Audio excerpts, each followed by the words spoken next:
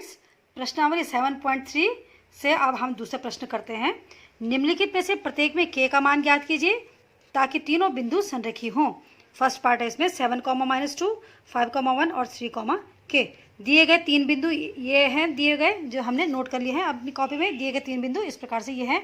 इसमें पहला बिंदु के जो निर्देशांक है इसे हमने x1 y1 मान लेना है। दूसरा बिंदु है इसके निर्देशांकों को हमने x2 y2 मान लेता है और तीसरे बिंदु के निर्देशांकों को हमने x3 y3 मान लेना है।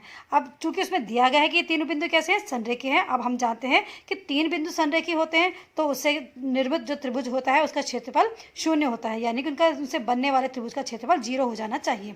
तो इनसे निर्मित त्रिभुज का क्षेत्रफल 0 होगा। तो अब हम क्या करेंगे, इन तीन बिंदु से बनने वाले जो त्रिभुज का क्षेत्रफल है वो हम उसका फॉर्मूले के रूप में लिख लेते हैं।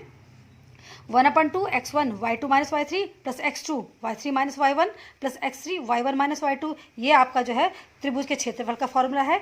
इसको हम 0 के बराबर कर देंगे और इसमें इस फॉर्मूले में x1 y1 x2 y2 x3 y3 यहाँ पे हमने जो मान लिया है यहाँ पे लिख दिया हमने। इनके वैल्यूज़ को जो है हम यहाँ पे फॉर्मूले में लिख देंगे। देख सकते हैं आप, x1 y1 x2 y2 x3 y3 हमने लिखा हुआ है। अब इसके बाद हमें यहाँ पे सॉल्व करना है। देखते हैं, मैं आपको समझाती हूँ एक एक करके। सबसे पहले लिखेंगे 1/2, फिर ब्रैकेट के अंदर x1 क्या है हमारे पास 7 है, लिख दिया हमने। y2 - y3 देख सकते हैं आप, y2 - y3 मीन्स 1 - k। उसके बाद प्लस x2 माने 5 और x2 के साथ कौन है ब्रैकेट में, y3 - y1 है, तो y3 - y1 हम लिख देंगे k और माइनस के साथ -2 और लिख देंगे क्योंकि ये y1 है। उसके बाद प्लस x3 हम जो है क्या लिखेंगे, x3 लिख देंगे। x3 के साथ ब्रैकेट में कौन है देख सकते हैं आप, y1 - y2 है, तो y1 - y2 को हम लिख देंगे -2 और -1 इज इक्वल टू 0 के बराबर हम इसे कर देंगे। इसके बाद आगे बढ़ते हैं हम, इज इक्वल टू 1/2। अब इसे ब्रैकेट्स को ओपन कर देंगे। 7 1 7 -7k प्लस 5k और ये माइनस से माइनस प्लस हो गया था तो 5 2 10 कर देंगे प्लस 10, -3 2 6 और 3 1 3 -3 इज इक्वल टू 0। अब इसके बाद और आगे बढ़ते हैं, इज इक्वल टू 1/2। ब्रैकेट के अंदर हम लिखेंगे, देखो के वाले जितने के वाले हैं उन सबको हमने यहाँ आगे लिख दिया है। बाकी जितनी ये जो संख्याएँ आपको दिखती हैं, नंबर दिखते हैं, हमको उनके पीछे लिख दिया है। देखेंगे हम इसको सॉल्व करते हैं। ऐसे करके हम जो है सॉल्व करने में आसानी रहती है और हमारी गलतियाँ भी कम होती हैं। तो -7k प्लस 5k कितना हो गया, -2k हो गया। इनको सॉल्व करके आ गया है हमारे पास +8 इज इक्वल टू 0। अब हम जो है इन्हें सॉल्व करते हैं। ये 1/2 इक्वल टू 0 के बराबर हो गया, तो ये 2 इधर जाके 0 बन गया। तो हमारा ये वाला जो ये लेफ्ट साइड वाला ये पूरा का पूरा 0 के इक्वल हो जाएगा। तो -2k इज इक्वल टू -8, तो k इज इक्वल टू 2 4 8, तो 4 आ गया। k का वांछित मान कितना आ गया, 4 आ गया।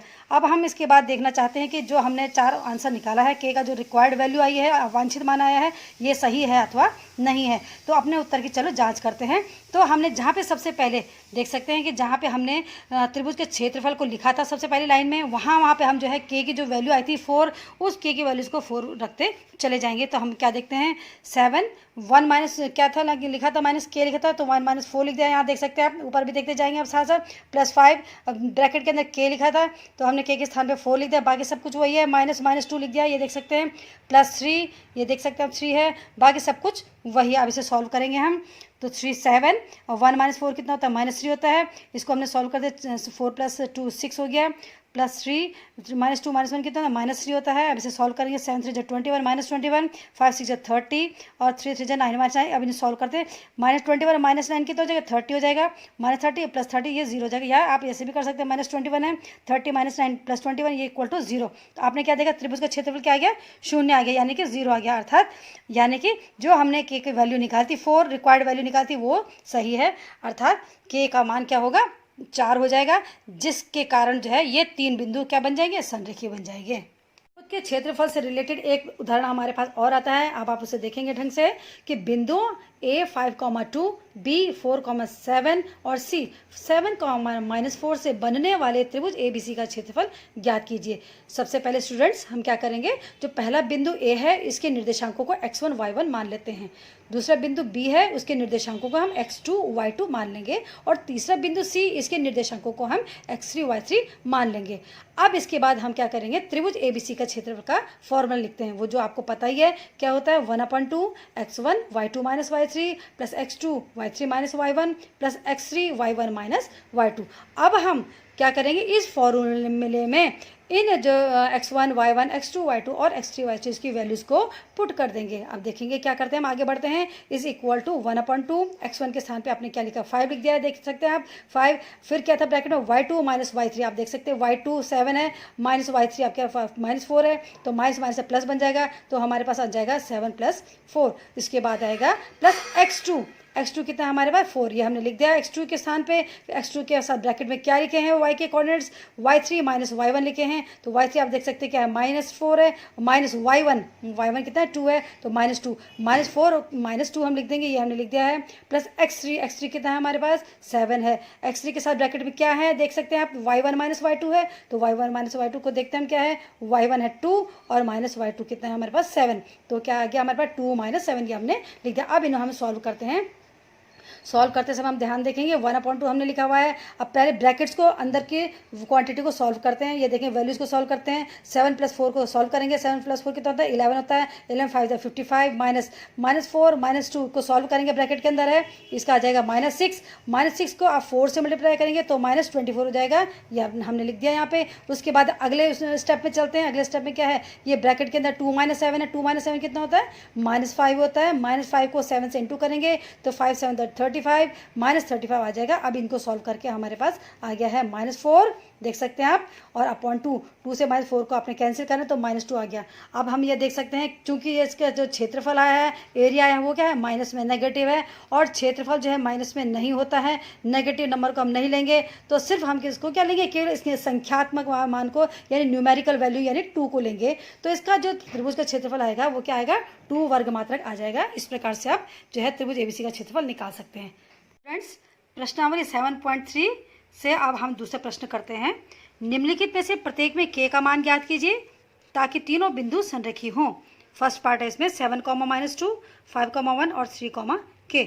दिए गए 3 बिंदु ये हैं, दिए गए जो हमने नोट कर लिए हैं अपनी कॉपी में, दिए गए 3 बिंदु इस प्रकार से ये हैं। इसे पहला बिंदु के जो निर्देशांक है इसे हमने x1 y1 मान लेना है, दूसरा बिंदु है इसके निर्देशांकों को हमने x2 y2 मान लेता है, और तीसरे बिंदु के निर्देशांकों को हमने x3 y3 मान लेना है। अब चूंकि उसमें दिया गया है कि ये तीनों बिंदु कैसे हैं, संरेखी हैं, अब हम जानते हैं कि 3 बिंदु संरेखी होते हैं तो उससे निर्मित जो त्रिभुज होता है उसका क्षेत्रफल 0 होता है, यानी कि उनसे बनने वाले त्रिभुज का क्षेत्रफल 0 हो जाना चाहिए, तो इनसे निर्मित त्रिभुज का क्षेत्रफल 0 होगा। तो अब हम क्या करेंगे, इन 3 बिंदु से बनने वाले जो त्रिभुज का क्षेत्रफल है वो हम उसका फॉर्मूले के रूप में लिख लेते हैं। 1/2 x1 y2 - y3 plus x2 y3 - y1 plus x3 y1 - y2, ये आपका जो है त्रिभुज के क्षेत्रफल का फॉर्मूला है। इसको हम 0 के बराबर कर देंगे, और इसमें इस फॉर्मूले में x1 y1 x2 y2 x3 y3 यहाँ पे हमने जो मान लिया है यहाँ पे लिख दिया हमने, इनके वैल्यूज़ को जो है हम यहाँ पे फॉर्मूले में लिख देंगे। देख सकते हैं आप x1 y1 x2 y2 x3 y3 हमने लिखा हुआ है। अब इसके बाद हमें यहाँ पे सॉल्व करना है, देखते हैं मैं आपको समझाती हूँ एक एक करके। सबसे पहले लिखेंगे 1/2, फिर ब्रैकेट के अंदर x1 क्या है हमारे पास 7 है, लिख दिया हमने। y2 - y3 देख सकते हैं आप, y2 - y3 मीन्स 1 - k। उसके बाद प्लस x2 माने 5, और x2 के साथ कौन है ब्रैकेट में y3 - y1 है, तो y3 - y1 हम लिख देंगे k, और माइनस के साथ -2 और लिख देंगे क्योंकि ये y1 है। उसके बाद प्लस x3 हम जो है क्या लिखेंगे 3 लिख देंगे। x3 के साथ ब्रैकेट में कौन है देख सकते हैं आप y1 - y2 है, तो y1 - y2 को हम लिख देंगे -2 और -1 इज इक्वल टू 0 के बराबर हम इसे कर देंगे। इसके बाद आगे बढ़ते हैं हम, इज इक्वल टू 1/2। अब इसे ब्रैकेट्स को ओपन कर देंगे, 7 × 7 -7k प्लस 5k, और ये माइनस से माइनस प्लस हो गया था तो 5 × 10 कर देंगे प्लस 10, -3 × 6 और 3 × 3 -3 इज इक्वल टू 0। अब इसके बाद और आगे बढ़ते हैं, इज इक्वल टू 1/2। ब्रैकेट के अंदर हम लिखेंगे, देखो के वाले जितने के वाले हैं उन सबको हमने यहाँ आगे लिख दिया है, बाकी जितनी ये जो संख्याएँ आपको दिखती हैं नंबर जितने हमको उनके पीछे लिख दिया है। देखेंगे हम इसको सॉल्व करते हैं, ऐसे करके हम जो है सॉल्व करने में आसानी रहती है और हमारी गलतियाँ भी कम होती हैं। तो -7k प्लस 5k कितना हो गया -2k हो गया। इनको सॉल्व करके आ गया है हमारे पास +8 इज इक्वल टू 0। अब हम जो है इन्हें सॉल्व करते हैं, ये 1/2 इक्वल टू 0 के बराबर हो गया, तो ये 2 इधर जाके 0 बन गया, तो हमारा ये वाला जो ये लेफ्ट साइड वाला ये पूरा का पूरा 0 के इक्वल हो जाएगा। तो -2k इज इक्वल टू -8, तो k इज इक्वल टू 2 4 = 8, तो 4 आ गया। k का वांछित मान कितना आ गया 4 आ गया। अब हम इसके बाद देखना चाहते हैं कि जो हमने 4 आंसर निकाला है, k का जो रिक्वायर्ड वैल्यू आई है वांछित मान आया है ये सही है अथवा नहीं है, तो अपने उत्तर की चलो जाँच करते हैं। तो हमने जहाँ पे सबसे पहले देख सकते हैं कि जहाँ पे हमने त्रिभुज के क्षेत्रफल को लिखा था सबसे पहली लाइन में, वहाँ पे हम जो है के की जो वैल्यू आई थी 4, उस के की वैल्यूज़ को 4 रखते चले जाएंगे। तो हम क्या देखते हैं 7 1 माइनस क्या था लिखा था माइनस के लिखा था, तो 1 माइनस 4 लिख दिया। यहाँ देख सकते हैं आप, ऊपर भी देखते जाएंगे आप साथ साथ, प्लस 5 ब्रैकेट के अंदर के लिखा था तो हमने के स्थान पे 4 लिख दिया, बाकी सब कुछ वही है। माइनस माइनस 2 लिख दिया, ये देख सकते हैं, प्लस 3 ये देख सकते हैं आप 3 है, बाकी सब कुछ वही। अब इसे सॉल्व करेंगे हम, तो 3 7 और 1 माइनस 4 कितना होता है -3 होता है। इसको हमने सॉल्व कर दिया, 4 प्लस 2 6 हो गया, प्लस 3 माइनस 2 माइनस 1 कितना होता है -3 होता है। अब इसे सॉल्व करेंगे, 7 3 21 माइनस 21, 5 6 30 और 3 3 9 माइनस 9। अब इन्हें सॉल्व करते हैं, -21 माइनस 9 कितना हो जाएगा 30 हो जाएगा, -30 प्लस 30 ये 0 हो जाएगा। या आप ऐसे भी कर सकते हैं, -21 है 30 माइनस 9 प्लस 21 ये इक्वल टू 0। तो आपने क्या देखा, त्रिभुज का क्षेत्रफल क्या आ गया 0 आ गया, यानी कि 0 आ गया। अर्थात यानी कि जो हमने के की वैल्यू निकाली थी 4 रिक्वायर्ड वैल्यू निकाली थी वो सही है, अर्थात के का मान क्या होगा 4 हो जाएगा, जिसके कारण जो है ये 3 बिंदु क्या बन जाएंगे, संरेखीय बन जाएंगे।